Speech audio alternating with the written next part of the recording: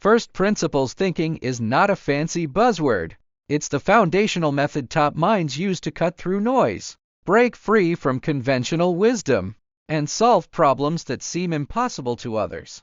Most people think by analogy. They look at what's been done before, copy it, and make small tweaks. That's why most people get stuck in incremental progress. Top thinkers, scientists, entrepreneurs, innovators do the opposite. They strip problems down to their core, to the unchangeable truths that can't be broken down further, and build solutions from there. Let's start with what first principles thinking actually is. At its core, it's a way of reasoning that starts with the most basic, self-evident truths, axioms, if you will, and uses those to deduce conclusions. It's not about following trends or accepting what everyone else says is how it's done. It's about asking, what do we know for sure is true? And then building up from there. This approach comes from ancient philosophy, dating back to Aristotle, who defined a first principle as the first basis from which a thing is known. In formal logic and mathematics, these are axioms, propositions that can't be deduced from any other statements within the system. In science, it's called ab initio reasoning, starting directly from established fundamental laws without relying on empirical models or guesswork. The alternative, analogical thinking, is easy. It's why we default to it. If you want to start a business, you look at other businesses in the same space and do what they do, maybe a little better. If you want to improve a product, you take the existing version and tweak it. This works for small, incremental changes, but it never leads to breakthroughs. It traps you in the same box as everyone else. First principles thinking smashes that box. It forces you to abandon assumptions and start from scratch. Let's take the most famous example, Elon Musk. When he decided to build a rocket company, SpaceX, the entire industry told him it was impossible. Rocket launches were prohibitively expensive, and no private company had ever succeeded in building a reusable rocket. The conventional wisdom was that rockets were one-time use, and the cost was fixed. Musk didn't accept that. He applied first principles thinking. He asked, what is a rocket made of? The answer, aerospace-grade aluminum, titanium, copper, and carbon fiber. Then he asked, what do those materials cost on the open market? He looked up the prices on the London Metal Exchange and found that the raw materials for a rocket were a tiny fraction of the cost of a finished rocket. That meant the real cost wasn't in the materials, it was in the manufacturing, the supply chain, and the fact that rockets were discarded after one use. So Musk didn't try to build a better version of the existing rockets. He built a completely new system. He focused on reusability, because if a rocket could be used multiple times, the cost per launch would plummet. He also decided to manufacture most components in-house, cutting out the middlemen and their markups. The result? SpaceX changed the entire aerospace industry. It went from a crazy idea to a company that regularly launches rockets to the International Space Station and is working to send humans to Mars. None of that would have happened if Musk had followed analogical thinking and accepted the industry's assumptions. Musk used the same approach with Tesla. Early on, the auto industry insisted that electric cars would never be affordable because battery packs were too expensive. The consensus was that battery costs were fixed, and electric cars would always be a luxury item. Again, Musk applied first principles thinking. He asked, what is a battery made of? The answer, carbon, nickel, aluminum, a polymer separator, and a steel case. He then calculated the cost of those raw materials and realized that the actual cost of the materials was a small part of the price of a finished battery pack. The rest of the cost came from the manufacturing process and the supply chain. So Tesla built its own gigafactories to mass-produce batteries, cutting out suppliers and optimizing the manufacturing process. They also redesigned the battery structure, moving to larger 4,680 cylindrical cells and integrating the battery into the car's structure to reduce cost and improve efficiency. The result? Electric cars became affordable for millions of people, and Tesla became the most valuable car company in the world. This isn't luck. It's first principles thinking in action. Strip away the assumptions, find the core truths, and build a better solution from the ground up. Musk isn't the only one. Jeff Bezos used first principles thinking to build Amazon. Instead of following the traditional retail model, he asked, what is the core of retail? The answer: giving customers more choice, lower prices, and better service. Everything Amazon does, from the Amazon flywheel to Prime membership, stems from those core principles. Bezos didn't care about what other retailers were doing. He focused on the unchangeable truths of what customers want and built his business around that. That's why Amazon went from an online bookstore to a global e-commerce and tech giant.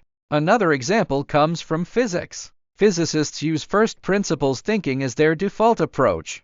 They start with fundamental laws like the laws of thermodynamics or quantum mechanics and use those to deduce how the universe works. They don't rely on analogies or guesswork. They start from the basics and build up.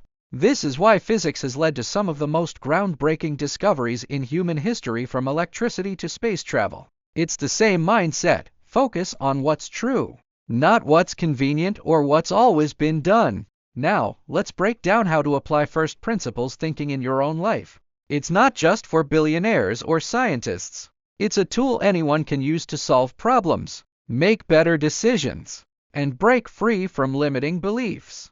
The first step is to identify your assumptions. Every problem you face is surrounded by assumptions, things you take for granted as true, even if you haven't proven them. For example, if you're trying to start a side hustle, your assumptions might be: I need a lot of money to start, I don't have enough time, or no one will buy my product. These are assumptions, not truths. The second step is to challenge those assumptions. Ask yourself, is this really true? Can I prove it? What if this assumption is wrong? Most of the time, your assumptions are just beliefs you've picked up from others or from past experiences. They're not unchangeable truths. For example, the assumption "I need a lot of money to start a side hustle" is often false. Many successful side hustles start with almost no money. They rely on skills, time, or creativity instead. By challenging that assumption, you open up new possibilities. The third step is to break the problem down to its core. Strip away all the layers, the assumptions, the noise, the opinions, and get to the fundamental truths. What is the problem really about? What are the unchangeable facts that you can't ignore? For example, if you're struggling to lose weight, the core truth isn't "I need to go to the gym every day" or "I need to eat a strict diet." The core truth is "I need to burn more calories than I consume." Everything else is a strategy, not a truth. By focusing on that core truth, you can create your own strategies that work for you, instead of following someone else's plan. The fourth step is to build a solution from those core truths. Once you have the fundamental facts, you can start reasoning up, creating a solution that's based on reality, not assumptions.